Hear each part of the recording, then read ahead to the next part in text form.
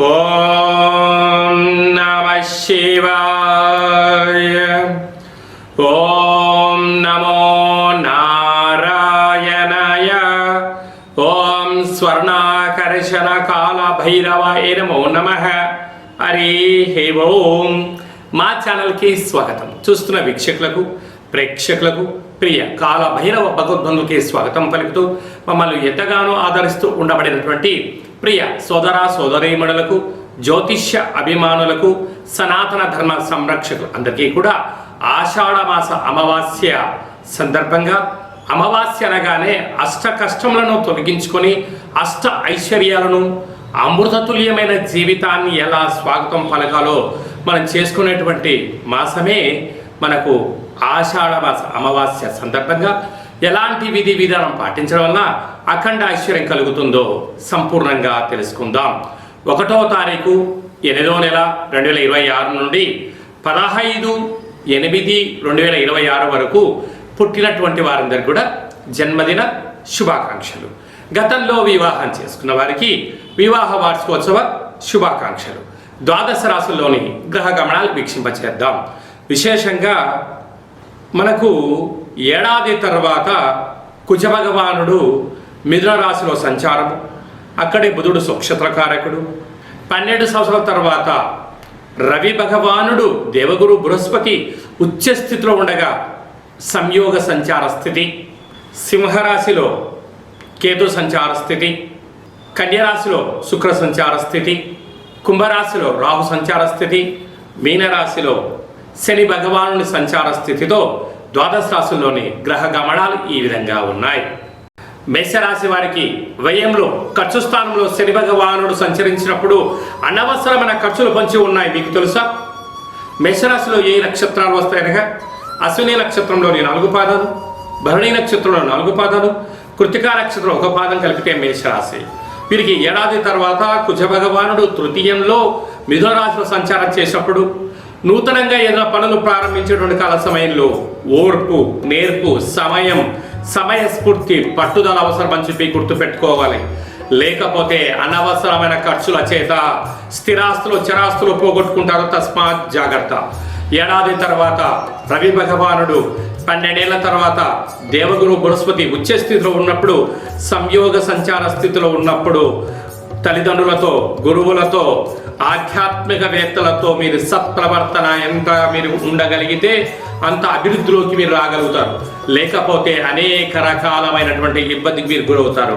ఈ వ్యయంలో శని భగవానుడు ఉండడం వలన మీ జన్మ నక్షత్రం రోజున అసలే ఆషాఢమాసం అమావాస్య సందర్భంగా అష్టమి తిథి యందున ముఖ్యమైన పనులు వాయిదా వేసుకోగలగాలి.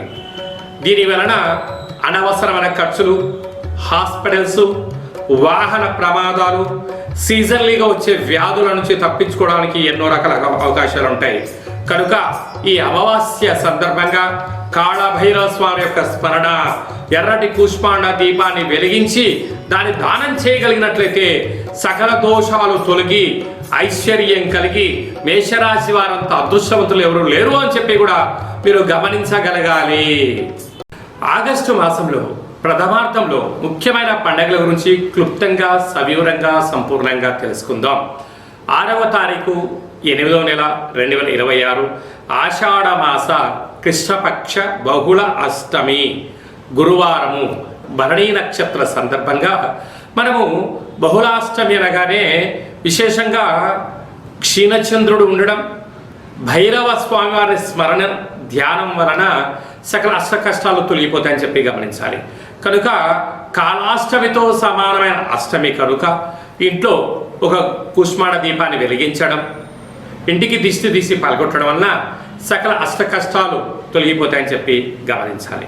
12వ తారీఖున ఆషాఢమాస బహుళపక్ష అమావాస్య, పుష్యమి ఆశ్లేష నక్షత్రంతో కూడుకున్నటువంటి బుధవారం రోజు అమావాస్య సందర్భంగా మనకు కులదేవతలు, గ్రామదేవతలు, ఇష్టదేవతల యొక్క స్మరణ, గతించిన పెద్దవారికి ఆ రోజు వారిని స్మరించడం, వారికి తర్పణం వదిలిపెట్టడం లాంటి కార్యక్రమం చేయడం వలన సకల అష్ట కష్టాలు కూడా తొలగిపోతాయి.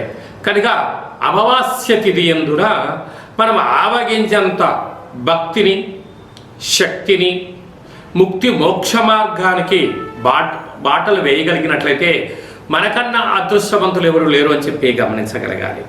ఆషాఢమాసం అనగానే మనకు ఈ భూమండలం అంతను కూడా వర్షాకాలంలో జరుగుతూ ఉండబడిన కాలం కనుక ఇంటిని మనం ప్రతిరోజు శుద్ధి పెట్టుకునేటువంటి కాల సమయంలో పసుపేసి అందులో ఉప్పేసి క్లీన్ చేసుకోవడం, ఇంటి సింహద్వారాలకు పసుపుతో అలంకరించడం, అలాగే ముగ్గు పెట్టడం వలన గ్రామంలో ఉండబడినటువంటి అంటే బయట సంచరించే క్రిమి కీటకాలు మన గృహంలోకి రావు అని చెప్పి కూడా గమనించాలి. అలాగనే ఇంటిలో కులదేవతల, గ్రామ దేవతల, ఇష్టదేవతల స్మరణ, కూష్మాణ దీపము ఇంటి యజమానికి నరదృష్టికి దిష్టి తీసి బయట వేయడం వలన సకల గ్రహ దోషాలు తొలగి ఐశ్వర్యం కలుగుతుందని చెప్పి గమనించాలి. ఇలా కుదరలేనటువంటి వారు ఈ కింది నెంబర్ సంప్రదించినట్లయితే ఆ అమావాస్య తిథి యందు ఎలాంటి విధి విధానాలు పాటించాలో సవివరంగా సంపూర్ణంగా తెలియచేయడం జరుగుతుంది. అలాగనే మీ వ్యక్తిగత జాతకం తెలుసుకోవాలనుకుంటున్నారా?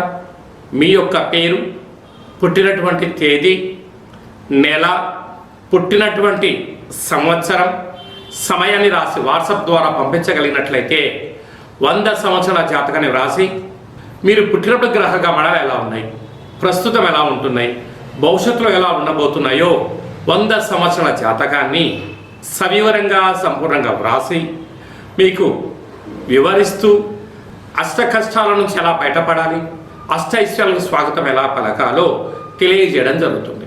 అలాగనే చాలామందికి పుట్టినటువంటి కాల సమయంలో డేట్ ఆఫ్ బర్త్లో లేనటువంటి కారణం వలన మీ పేరు యొక్క మొదటి అక్షరాన్ని అనుసరిస్తూ రాశిని తెలియచేస్తూ రమణ శాస్త్రం ద్వారా అనగా గవ్వళ ద్వారా కాళభైరవ ఉపాసన చేత భూత, భవిష్యత్, వర్తమానాన్ని తెలియజేయడం జరుగుతుంది. ఈ కింది నెంబర్ని సంప్రదించి అపాయింట్మెంట్ తీసుకొని సంప్రదించగలరు. అందరికీ ఆషాఢ మాసంలో అమ్మవారి యొక్క కృప కటాక్ష వీక్షణలు, అందరికీ మంచి ఆయురారోగ్యాలను, విద్యార్థులకు విద్య, ఉద్యోగస్తులకు ప్రమోషను, వ్యాపారస్తులకు వ్యాపార ఆకర్షణ, రాజకీయవేత్తలకు మంచి అవకాశాలు కలిగించాలని మనసారా కోరుకుంటూ ఆశీర్వచనం. ఓం శతమానం భవతి శతాయు పురుష సతేంద్రియ ఆయుష్యేవేంద్రియే ప్రతిష్టతి ధనం ధాన్యం బహుపుత్రలాభం శత సంవత్సరం దీర్ఘమాయు సర్వే జనా సుఖినో భవంతు లోకా సమస్తా సుఖినో భవంతు సర్వం కాళభైరవ దేవతార్పణమస్తు. హరి ఓం. ఈ వీడియో మీకు నచ్చినట్టయితే లైక్ చేయండి, షేర్ చేయండి, మా ఛానల్ సబ్స్క్రైబ్ చేసుకోండి. ఆధ్యాత్మిక భక్తి సమాచారాన్ని భగవద్బంధులకు, మిత్రులకు, స్నేహితులకు చేరవేసి హిందూ ధర్మాన్ని కాపాడండి.